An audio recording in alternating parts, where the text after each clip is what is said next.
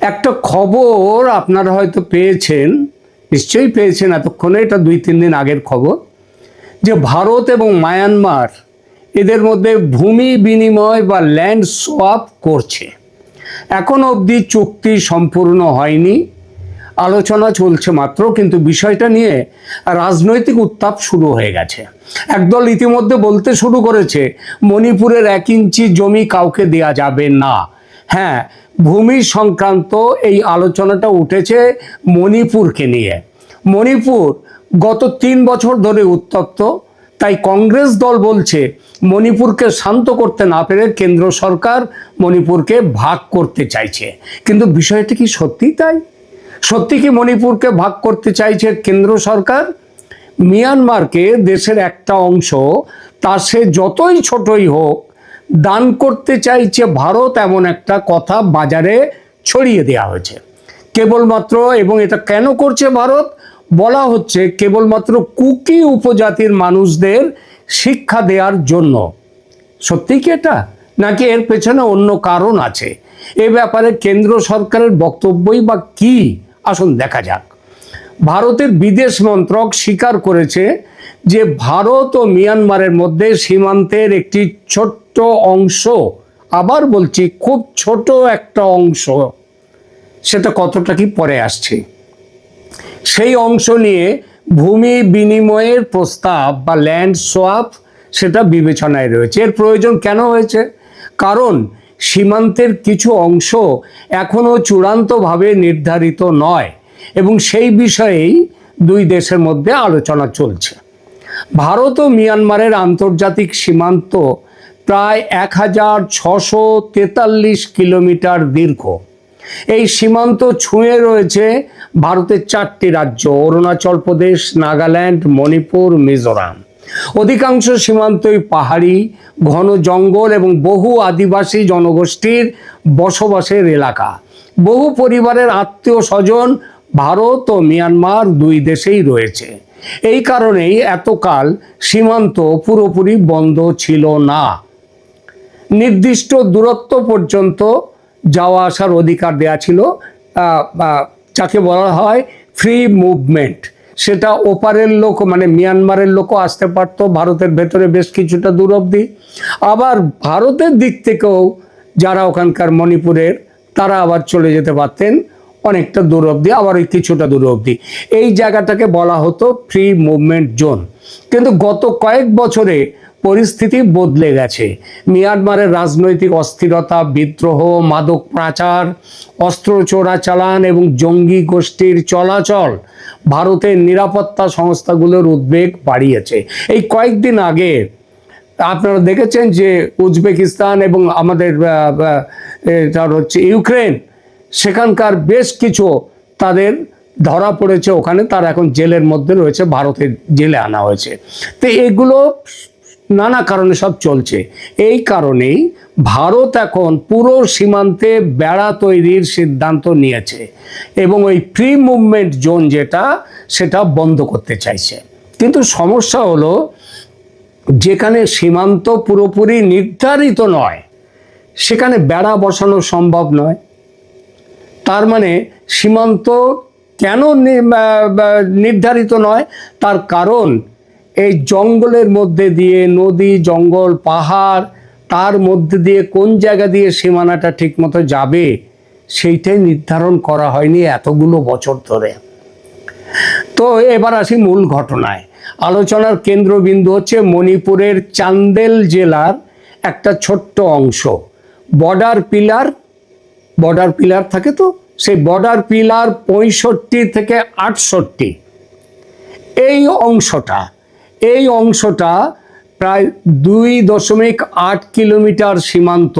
এটা পুরো ডিমার্কেটেড নয়। এই অংশে প্রায় 3.6 বর্গ কিলোমিটার জমির সমন্বয় বা বিনিময়ের একটা প্রস্তাব নিয়ে ভারত এবং মিয়ানমার দুদেশ আলোচনা করছে। অর্থাৎ এখানটা মূল বিষয়টা কি হবে? মূল বিষয়টা হচ্ছে, আমি তোমাকে কিছুটা দিয়ে দেবো জায়গা, বিনিময়ে তুমি আমাকে কিছু জায়গা দিয়ে দাও। অন্যদিকে এ এখানে নেবে, ও ওখানে নেবে, দুজনের যেখানে সুবিধা সেই সুবিধা অনুযায়ী দেওয়া হবে। তো এই যে সীমান্ত অঞ্চল নিয়ে এখনো কোনো চূড়ান্ত চুক্তি হয়নি, কেবল আলোচনা শুরু হয়েছে। ভারত সরকার শুধু বলেছে কিছু সীমান্ত অঞ্চল নিয়ে আলোচনা শুরু হয়েছে। আর এতেই মণিপুরের বিভিন্ন রাজনৈতিক ও সামাজিক সংগঠন একবারে উদ্বেগ প্রকাশ করেছে। তাদের বক্তব্য এটা কুকিদের বিচ্ছিন্ন করার অপচেষ্টা। যেহেতু কুকিরা খ্রিস্টান, তাই খ্রিস্টান মিশনারিরা উদ্বেগ প্রকাশ করতে দেরি করেনি। আর আপনারা তো জানেন এই অঞ্চলে একটা খ্রিস্টান ল্যান্ড করবার বহুদিনের ইচ্ছা ছিল, বহুদিনের ইচ্ছা আছে। আমেরিকা, তার আগে ইংল্যান্ডেরও সেই একই ইচ্ছা, যুক্তরাষ্ট্র, এদের সবারই সেই ইচ্ছা যে একটা খ্রিস্টান ল্যান্ড করতে হবে ভারতের এই অঞ্চলে। তো ভারত আবার এখানে এফসিআরএ বন্ধ করে দিয়েছে, আসছি সেখানটায়। তাই বলি এখানে কথা উঠেছে কুকিরা খ্রিস্টান, তাই খ্রিস্টান মিশনারিরা উদ্বেগ প্রকাশ করতে দেরি করেনি। আর খ্রিস্টানদের সংগঠন আসরে নামতেই সরকারের বিরোধিতায় বক্তব্য দেওয়া শুরু করে দিয়ে যাচ্ছে ভারতের জাতীয় কংগ্রেস দল। এর মধ্যে পার্লামেন্টে এফসিআরএ বিল পেশ হওয়াতে খ্রিস্টান সংগঠনগুলো এই সব কিছুর মধ্যে খ্রিস্টানদের দমন করার বিজেপি নীতি খুঁজে পাচ্ছে অনেকে। আপনারা এর মধ্যে কাগজে পড়েছেন যে আমেরিকায় সেনেটে, কংগ্রেসে সেখানে আলোচনা চলছে ভারতের এফসিআরএ কেন বন্ধ হচ্ছে, করা হচ্ছে সেইটা নিয়ে। ভারত সরকার 2024 সাল থেকে ভারত মিয়ানমার সীমান্তে ফ্রি মুভমেন্ট রেজিম বা অবাধ সীমান্ত চলাচলের পুরনো ব্যবস্থা ধাপে ধাপে বাতিল করার সিদ্ধান্ত নিয়েছে। তো আগে সীমান্তবর্তী উপজাতির মানুষ বিশেষ অনুমতিতে সীমান্তের দুপাশে নির্দিষ্ট দূরত্ব পর্যন্ত যাতায়াত করতে পারতেন। এখন নিরাপত্তার স্বার্থে যাতায়াত করতে গিয়ে তারা কি করতেন? তারা নানা রকম ভাবে, এই যেমন ওই ইউক্রেনের যে যারা তারা ধরা পড়লো কোথায়, তারা ভারতে এসছে, ভারত থেকে ওখানে গেছে, ওখানে যাওয়ার পর সেখান থেকে মিয়ানমারে গিয়ে ড্রোন সাপ্লাই করে এসছে, এত সব করেছে। তার মানে বুঝতে পারছেন কি ভয়ঙ্কর কাজ চলছে সেখানে। তো সেই এখন নিরাপত্তার স্বার্থে এরা যেহেতু নানা রকম, তারপরে তো ড্রাগ ট্রাফিকিং ইত্যাদি সব কিছুই তো আছে, তো এর জন্য বড় পরিবর্তন আনার কথা ভাবছে, মানে সেই পথে এগোচ্ছে ভারত। মণিপুরের খ্রিস্টান ও কুকিরা এইটা নিয়ে ক্ষুব্ধ আগে থেকেই। তার উপর মণিপুরের জমি, এখন এই অঞ্চলের জমি মিয়ানমারকে দেওয়ার প্রস্তাবে ক্ষোভ তুঙ্গে। সবাই চিৎকার করছে মণিপুরের জমি অন্য দেশকে দেয়া চলবে না। এই কথাটা একেবারে ডাহা মিথ্যে। তার কারণ জমি দান করা হচ্ছে না, বিনিময় করা হচ্ছে। অর্থাৎ এই জায়গায় আমি তোমাকে দিচ্ছি 10 বিঘা জমি, কথার কথা, আর তবে ওই জায়গায় তুমি তোমার জায়গা থেকে আমার কাছ থেকে 10 বিঘা জমি নাও। মানে আমি এখানে দিচ্ছি তোমাকে, তুমি ওখানে দাও আমাকে, এই রকমই ব্যাপার। একদিকে দেয়া হবে আর একদিকে নেওয়া হবে। অনেকটা বাংলাদেশের সঙ্গে ছিটমহল চুক্তি কার্যকর করার মতো 2015 সালে যেটা হয়েছিল। বাংলাদেশের সঙ্গে ছিটমহল চুক্তি ছিল অনেক বড় জটিল ব্যাপার, মণিপুরে তা নয়, সেই তুলনায় অনেক ছোট। সুতরাং যারা গেল রব তুলছেন তাদের উদ্দেশ্য স্বাভাবিক নয়, রাজনৈতিক। কিন্তু ভারত সরকার কেন বিষয়টা নিয়ে এত ব্যস্ত? আগেই বলেছি তার কারণটা। প্রথমত সীমান্তের বিতর্কিত অংশ চূড়ান্তভাবে নির্ধারণ করা সহজ হবে। দ্বিতীয়ত সীমান্তে বেড়া নির্মাণ দ্রুত শেষ করা যাবে। তৃতীয়ত মাদক, অস্ত্র এবং অবৈধ অনুপ্রবেশ নিয়ন্ত্রণের সুবিধা হবে, সেগুলো নিয়ন্ত্রণ করায়। চতুর্থত সীমান্ত নিরাপত্তা বাহিনীর নজরদারি আরও কার্যকর হতে পারে। অনুপ্রবেশের বিষয়ে ভারতের এখন জিরো টলারেন্স। এটা শুধু বাংলাদেশের জন্য নয়, সর্বত্র। এটা শুধু অনুপ্রবেশ রুখে দেয়া নয়, সঙ্গে আছে জঙ্গিতন্ত্র রুখে দেয়া, বহিঃশক্তির আক্রমণ থেকে সতর্ক হওয়া ইত্যাদি। ভারত এখন শুধু সীমান্ত পাহারা দিচ্ছে না, ভারত পূর্ব এশিয়ার সঙ্গে যোগাযোগ বাড়াতে act east policy, India Myanmar Thailand trilateral highway, আবার বলি কারা? India Myanmar Thailand trilateral highway, 3 দেশের হাইওয়ে। এছাড়া আছে কালাদান মাল্টিমোডাল প্রকল্প, সেই উদ্যোগও ভারতের প্রচুর অর্থ বিনিয়োগ হয়েছে। এই সব প্রকল্প সফল করতে একটি স্থিতিশীল ও সুস্পষ্ট সীমান্ত ভারতের জন্য অত্যন্ত গুরুত্বপূর্ণ, আর ভারত কিন্তু সেটাই করতে চলেছে। আর অনেক সময় দেখুন, মানচিত্রে যে একটা রেখা, ম্যাকমোহন লাইনের মতো একটা রেখা দেখাই যায়, বাস্তবে সেই রেখা দেখা গেছে হয়তো পাহাড়, নদী, জঙ্গল, মানুষের বস্তি তার ভেতর দিয়ে চলে গেছে। অর্থাৎ সেই মানুষের বস্তির ওখান দিয়ে গেলে, তার মাঝখান দিয়ে গেলে তার একটা অংশ পাশের দেশে, একটা অংশ এদেশে, এই তো হয়। ফলে নানা রকম অসুবিধা হয়। আজকের সবচেয়ে গুরুত্বপূর্ণ বিষয়টি হলো ভারত ও মিয়ানমারের মধ্যে এই রকম অনেক জায়গায় ম্যাকমোহন লাইন যে চলে গেছে, সীমান্ত লাইন, সেই লাইন অনুযায়ী ডিমার্কেশনটা করা যায়নি এত কারণ জঙ্গল, পাহাড়, নদী করা যায়নি।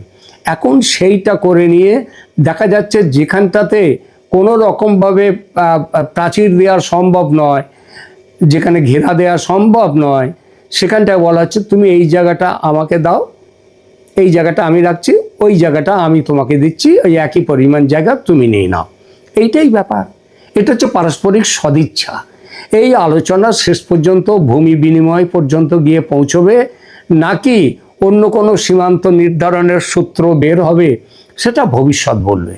কিন্তু এটা নিশ্চিত যে ভারতের উত্তর পূর্ব সীমান্ত আগামী কয়েক বছরে দেশের সবচেয়ে গুরুত্বপূর্ণ কৌশলগত অঞ্চলগুলোর অন্যতম হয়ে উঠতে চলেছে। আর এবার দেখা যাক, দেশের নিরাপত্তার স্বার্থে যদি খুব ছোট একটা সীমান্ত সমন্বয় করতে হয়, তার জন্য এত হইচই করতে হবে? পৃথিবীর বহু দেশ এভাবে সীমান্তে ল্যান্ড সোয়াপ করেছে, ভূমি বিনিময় করেছে। ভারত নিজেও আগে বলেছি বাংলাদেশের সঙ্গে করেছে। সুতরাং যারা সমালোচনা করছে তারা রাজনৈতিক ধান্দাবাজির দৃষ্টিকোণ থেকে করছে। এদের বিরোধিতাকে আমল না দিয়ে সরকারের উচিত যত দ্রুত সম্ভব বিষয়টিকে চূড়ান্ত করা। এরপর আর একটা বিষয় নিয়ে দুটো কথা বলতেই হয়, সেটা হচ্ছে মিয়ানমার ভারতের এই মণিপুর বর্ডারে, মণিপুরের এক সীমান্তে, সেখানে যদি এই ধরনের চুক্তি হয়, এর প্রভাব কি বাংলাদেশের ওপরে পড়তে পারে? বাংলাদেশের ওপরে? বাংলাদেশ তোর কাছে পিঠে নেই, তাহলে বাংলাদেশের ওপরে কি পড়তে পারবে? আবার সেইটা দেখি এবার আদৌ কিছু পড়বে কিনা। দেখুন, উত্তর পূর্ব ভারতের সীমান্ত আরও শক্ত হবে। মিয়ানমারের সঙ্গে অমীমাংসিত সীমান্ত নির্ধারণ করে ভারত যদি ফেন্সিং কমপ্লিট করতে পারে, তাহলে মিয়ানমার, মণিপুর, মিজোরাম অঞ্চলে জঙ্গিদের ঘোরাফেরা, জঙ্গিদের অস্ত্র দেয়া, মাদক পাচার এবং অনিয়ন্ত্রিত মানুষের চলাচল, অনুপ্রবেশ ইত্যাদি কঠিন হবে। এর spill over effect Bangladesh, Mizoram, Tripura সীমান্তের নিরাপত্তা ব্যবস্থাতেও পড়তে পারে। দ্বিতীয়ত, চীন, মায়ানমার, বাংলাদেশ ভূ রাজনীতিতে ভারতের অবস্থান অনেকটাই শক্ত হয়ে উঠবে। মিয়ানমারের সঙ্গে সীমান্ত সমস্যা মিটিয়ে দিল্লি যদি সম্পর্ক স্থিতিশীল করতে পারে, তাহলে ভারতের অ্যাক্ট ইস্ট কানেক্টিভিটি, বিশেষত মিজোরাম, মিয়ানমার হয়ে দক্ষিণ পূর্ব এশিয়ায় পৌঁছানোর পরিকল্পনা সুবিধা পাবে। এতে বাংলাদেশের ওপর ভারতের যে নির্ভরতা, সেই নির্ভরতা কমে যাবে। যদিও বাংলাদেশ এখনও ভারতের উত্তর পূর্বাঞ্চলের জন্য অত্যন্ত সুবিধাজনক যোগাযোগের পথ, কিন্তু এটাই তখন একমাত্র পথ হয়ে থাকবে না। আর কালাদান প্রকল্পটা, মাল্টিমোডাল যে কালাদান প্রজেক্ট, সেটা ঠিক হয়ে গেলে, চালু হয়ে গেলে তো আর কিছুই, কোনো বাংলাদেশের গুরুত্বই চলে যাবে। বাংলাদেশের জন্য একটা কূটনৈতিক প্রেসিডেন্টও তৈরি হবে।